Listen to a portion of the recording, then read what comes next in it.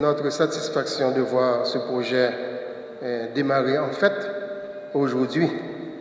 Ça fait déjà 2 ans, plus ou moins, que l'Université Paris-Est Créteil et l'Université Quisqueya réfléchissent sur la mise en place d'un dispositif permettant de prendre en considération, de prendre en compte les acquis de l'expérience de beaucoup d'enseignants, beaucoup de cadres et beaucoup d'inspecteurs et même de cadres au ministère de l'Éducation nationale, comme cela se fait dans plusieurs pays, notamment en Europe. Et c'est pourquoi nous nous sommes tournés vers l'Europe, l'UPEC, pour justement bénéficier de leur expérience dans ce domaine, pour lancer un tel projet en Haïti. Et je voudrais saluer également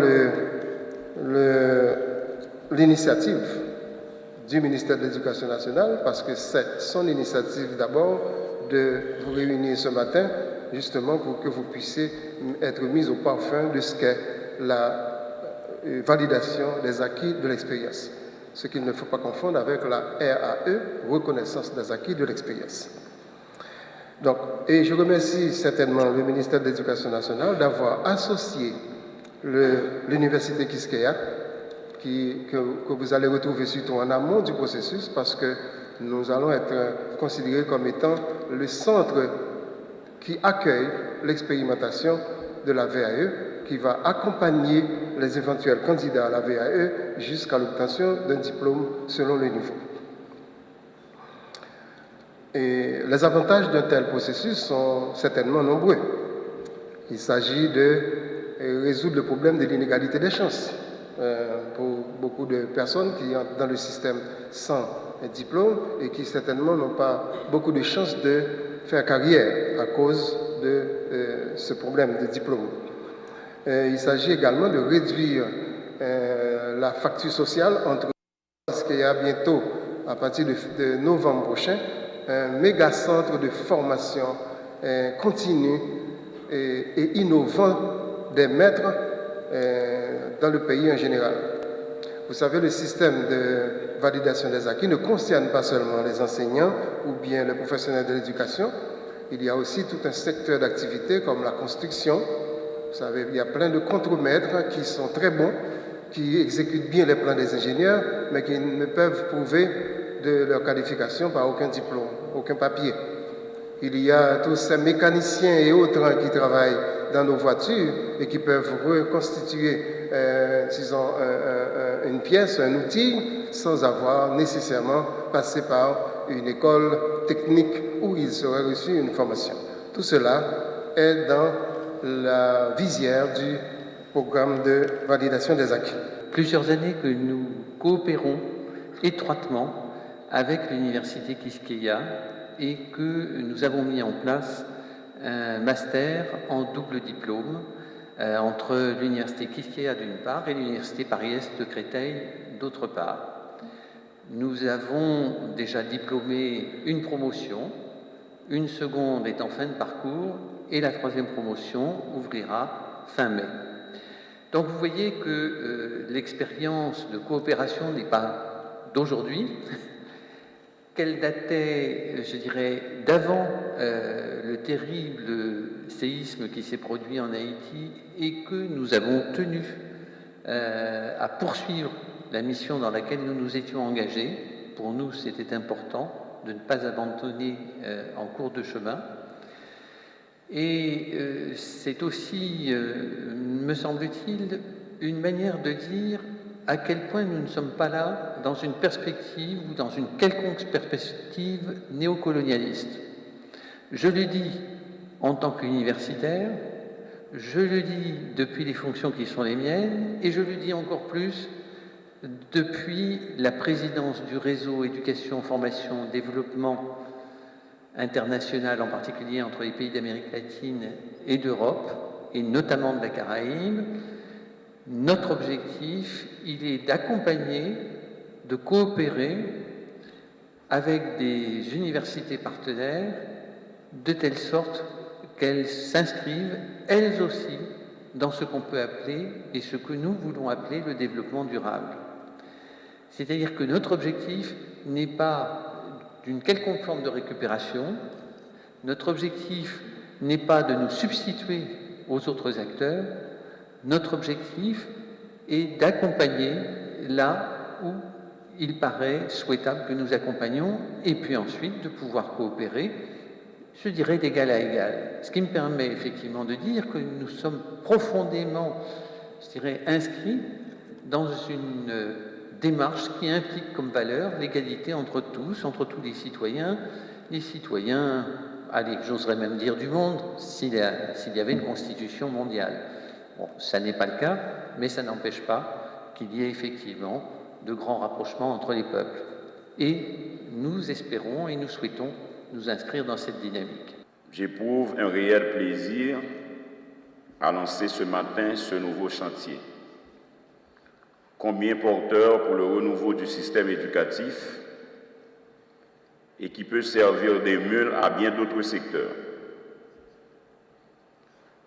La validation des acquis de l'expérience, déjà en application dans de nombreux pays, nous offre pour Haïti des perspectives intéressantes pour la prise en compte des compétences professionnelles, des savoirs et des savoir-faire expérientiels. Comment, en effet, prendre en compte les acquis des enseignants et inspecteurs non diplômés sur le terrain du travail? Comment évaluer les compétences de ces professionnels formés sur le tas, toutes catégories confondues, qui offrent leurs services à différents niveaux dans la société haïtienne et dont on reconnaît les capacités? Comment normaliser la situation de la plupart des enseignants et de beaucoup d'inspecteurs non certifiés? Autant de questions qui nous interpellent et qui montrent la pertinence de ce nouveau chantier introduit à l'initiative du ministère de l'Éducation nationale et de la formation professionnelle sous le haut patronage du président de la République qui en a fait l'annonce devant l'Assemblée nationale le lundi 8 janvier 2013. Il s'agit bien évidemment d'explorer l'une des pistes de solutions les plus pertinentes à cette problématique, soit la valorisation des acquis de l'expérience, en cherchant à réduire le plus que possible la fracture sociale séparant diplômés et non diplômés. C'est donc avec une légitime fierté que je salue votre présence dans cette enceinte qui traduit, d'après moi, votre sensibilité et votre dévouement à tout ce qui se rapporte au développement du système éducatif. Mesdames et messieurs, la validation des acquis de l'expérience, telle que nous la voulons, consiste à évaluer des savoirs acquis hors d'une institution de formation. Il s'agit d'une problématique complexe qui impose des questionnements à des degrés différents. Des questionnements au regard du cadre réglementaire, des questionnements au regard des enjeux, des questionnements au regard des débats que la validation des acquis de l'expérience peut susciter. Disons-le très clairement et très simplement, la complexité d'une telle démarche exige un effort collectif, une approche participative, une démarche partenariale, une capacité à combiner la recherche constante de qualité et la détermination à se débarrasser de ce qui entretient les injustices sociales sous des angles différents. Former jusqu'à 100 000 personnes, candidats et accompagnateurs compris, sur une période de 5 ans, soit de 2013 à 2017, dans le domaine de la validation des acquis de l'expérience, Tel est tout le sens, toute la portée de ce projet copiloté par le ministère de l'Éducation nationale, le réseau éducation, formation, développement, l'université Paris-Est Créteil et l'université Quisqueya. Projet issu de la volonté politique ministérielle fortement appuyée par le gouvernement Martelly Lamotte.